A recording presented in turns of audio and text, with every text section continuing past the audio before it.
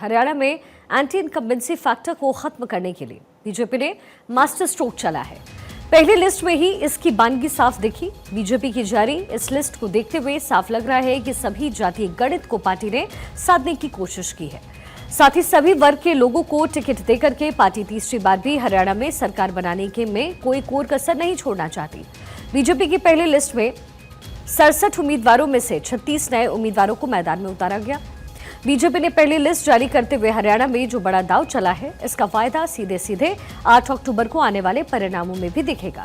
उम्मीद की जा रही है कि हरियाणा की बीजेपी की 10 साल की सरकार में जो एंटी इनकम्बेंसी फैक्टर काम कर रहा है, उस पर पार्टी काबू पाने में कामयाब हो जाएगी। इसी रणनीति पर पहली लिस्ट में काम भी किया गया है, जो कि कल साफ तौर पर नजर आया। बीजेपी ने पहली लिस्ट जारी करते हुए हरियाणा में बड़ा दांव चला।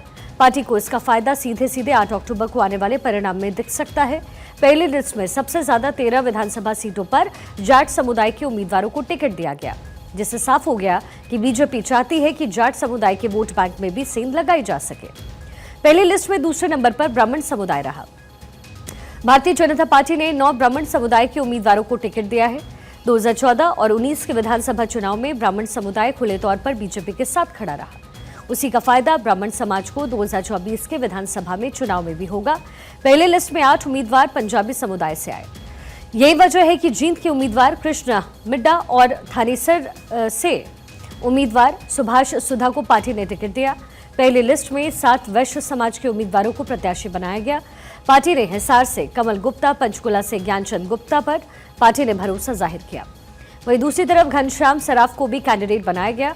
घनश्याम सराफ 3 बार के विधायक हैं और इस बार टिकट कटने की आशंका थी, लेकिन वैश्य समाज में उनकी पकड़ होने के कारण पार्टी ने उन पर दांव लगाया है। वहीं अहीरवाल समाज को 11 सीटों में से 8 सीटों पर बीजेपी उम्मीदवारों की घोषणा की गई, जिसमें से 5 उम्मीदवार राव इंद्रजीत की पसंद के रखे गए।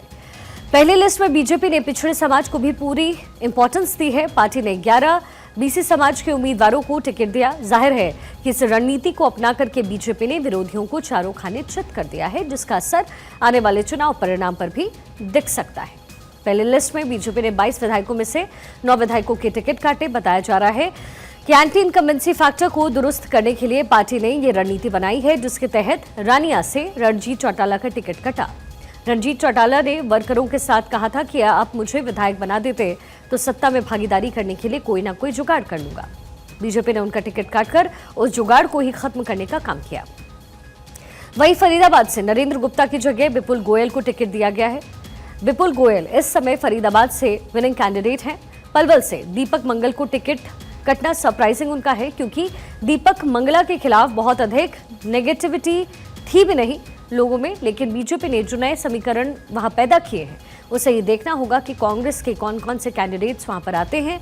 वहां पर उसके बाद ही कुछ अनुमान लगाया जा सकता है। जबकि सोना से विधायक संजय सिंह का टिकट कट गया है। बीजेपी ने जो इंटरनल सर्वे करवाया और जो आउटर सर्वे करवाया, उसमें एक ही बात निकल कर आई थी कि संजय सिंह को टिकट देते हैं तो वो हारेंगे। इसलिए बीजेपी ने पुराने कैंडिडेट तेजपाल तंवर को टिकट दे दिया। गुरुग्राम से टिकट काट करके जो मुकेश शर्मा को प्रत्याशी बनाया गया, जबकि अटेली से सीताराम यादव की विदाई लगभग बहुत पहले से ही फाइनल हो गई थी, क्योंकि इस सीट पर राव इंद्रजीत सिंह की बेटी आरती राव की एंट्री होनी थी। इसके अलावा भवानी खेड़ा से विशंभर वाल्मीकि, रानिया से लक्ष्मण नापा, पिहोबा से संदीप सिंह का टिकट काट दिया गया है। हमारे सहयोगी डॉक्टर थानेश्वर शर्मा इस समय हमारे साथ कनेक्टेड है। थानेश्वर, क्या रणनीति बनाई गई बीजेपी द्वारा, क्योंकि जो लिस्ट सामने आई है उसमें पूरी तरीके से जो सोचा गया उससे विपरीत इस लिस्ट में जो तस्वीरें निकल कर आई, जो नाम सामने आया। और मुझे याद आता है लाल किले का वो प्राचीर, जब प्रधानमंत्री मोदी की तरफ से कहा गया था कि जो नए पॉलिटिशियंस बनने की अर्ज रखते हैं, जो पॉलिटिशियंस बनना चाहते हैं, जो चुनाव लड़ना चाहते हैं, जो यंगस्टर हैं, उनको जगह दी जानी चाहिए। जो टिकट कटे हैं और इसके साथ ही जिन्हें उम्मीद थी, क्या समीकरण बीजेपी ने बैठाई और जो नाम सामने आए हैं वो क्या अनुमानित करता है?